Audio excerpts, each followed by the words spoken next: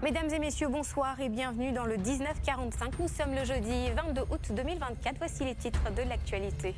Lors de son meeting à Beaunois, le président du PPACI, Laurent Gbagbo, lançait un appel au rassemblement de tous les partis de l'opposition. Sébastien Dano-Djedje, président exécutif du PPACI, a donc rencontré plusieurs partis politiques, dont le Congrès panafricain pour la justice et l'égalité des peuples de Charles Blé Goudé. Après leur rencontre, le COJEP s'est enfin exprimé aujourd'hui sur la question lors d'un point de presse à son siège. Tchélina Lebonsoro, Marion Été.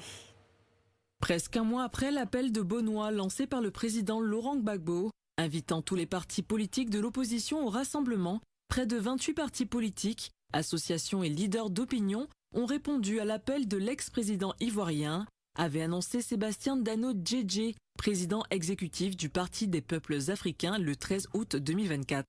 Chargé de la mise en œuvre de cet appel, une délégation conduite par le président exécutif du PPACI a rencontré le COJEP, Congrès panafricain pour la justice et l'égalité des peuples, afin de lui présenter l'appel de Beaunois et l'inviter à rejoindre la plateforme.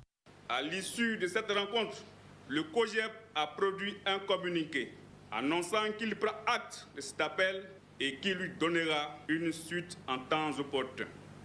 En attendant, le COJEP tient à informer l'opinion nationale et internationale que les parties prenantes de la plateforme regroupant l'ensemble des partis politiques de l'opposition et des organisations de la société civile signataires de la déclaration du 9 août 2024 au siège du PDCI à l'appel du Dr Simone Eyvé Gbagbo. Le COJEP note la volonté affichée de tous les acteurs politiques de l'opposition à conduire le régime sur le chemin d'un dialogue inclusif en vue de garantir l'organisation d'élections crédibles et transparentes dans notre pays.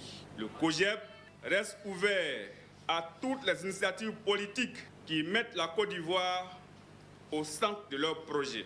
Aussi, le COJEP réaffirme-t-il son engagement au renforcement de l'unité de l'opposition politique et d'une synergie d'action pour la réforme profonde du système électoral en Côte d'Ivoire, gage d'une paix durable. Réagissant à une vidéo qui défraie la chronique depuis quelques jours, le vice-président du Congrès panafricain pour la justice et l'égalité des peuples a précisé le contexte dans lequel Charles Blé Goudé a tenu ses propos. Donc, nous sommes des républicains. Quand tu te promènes avec n'importe qui, n'importe quoi t'arrive. Quelle que soit ta position, vis selon tes principes et tes valeurs. Et donc, je vais solliciter les suffrages des Ivoiriens avec un projet que je soumets à leur approbation. S'ils sont d'accord, vous me votez dans les yeux. Moi, je ne peux pas aller me mettre avec quelqu'un qui dit « Venez, on va le lui ». Moi, je ne fonctionne pas comme ça.